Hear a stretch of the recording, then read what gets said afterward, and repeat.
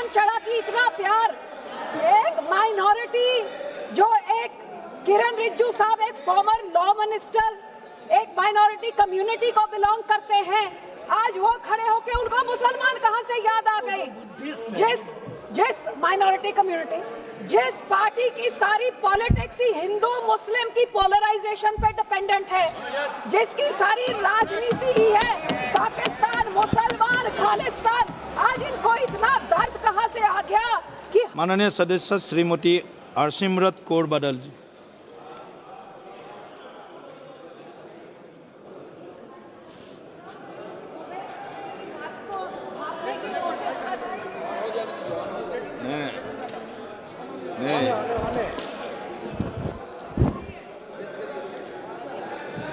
Sir, सुबह से मैं इस बात में मैं बहुत कंफ्यूज चल रही हूँ, सोचने की कोशिश कर रही हूँ कि जिस पॉलिटिकल पार्टी का पिछले 3 पार्लियामेंट जो 14, 15, 16 लोकसभा से मैं देख रही हूँ कि इनका वहां से लेकर यहाँ तक एक भी मुस्लिम मेंबर नहीं है, जिस औरतों का इतना दर्द का एक औरत तक भी नहीं है, उनको आज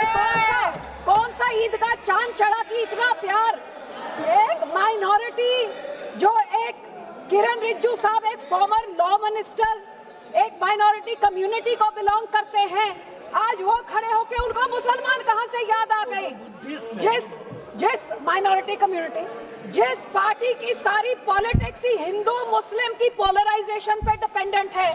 जिसकी सारी राजनीति ही है पाकिस्तान मुसलमान खालिस्तान, आज इनको इतना दर्द कहां से आ गया कि हमारी मुसलमान बहनें हमारे मुसलमानों का पैसा वो सही लग जाए। तो सब मैं सुबह से सोच रही हूँ कि इनके जबान में तो दुआ है लेकिन दिल तो इनका काला, ये सारा देश जानता है।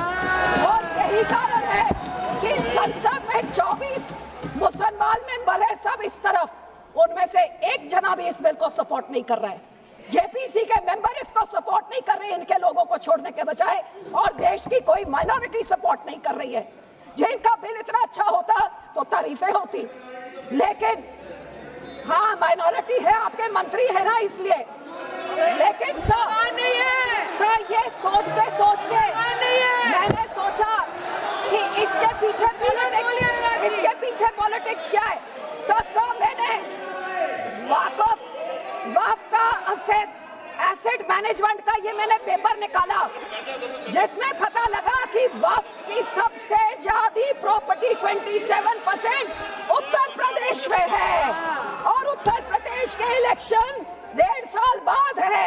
तो ये जो बोलते हैं महिलाओं को देनी है, मैनेज करनी है, तो सर ये तो सिर्फ ये 27% वक्फ की बॉडी जो सिर्फ एक उत्तर प्रदेश के राज्य में है, ये तो राजनीति सब उसकी है। अब तो